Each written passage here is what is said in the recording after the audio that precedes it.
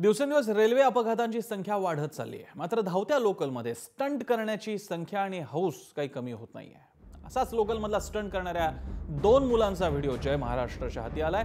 आपण बघू शकता कशा प्रकारे मुलं धावत्या लोकलमधून स्टंट करतात। ही लोकल हार्बर मार्गावरून माहीमहून वांद्र्याला जाणारी आहे। या लोकलमधली मुलं बिनधास्तपणे स्टंट करतायत। विशाल सिंग आपले प्रतिनिधी आपल्या सोबत आहेत। विशाल, ही मुलं कोण होती वगैरे यांना पकडण्याचा काही प्रयत्न झाला का?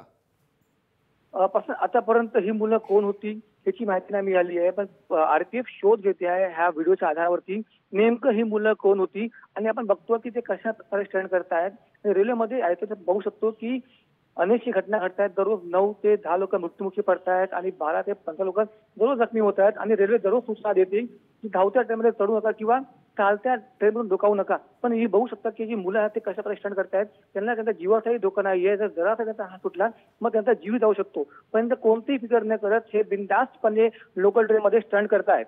प्रसन्न, धन्यवाद विशाल।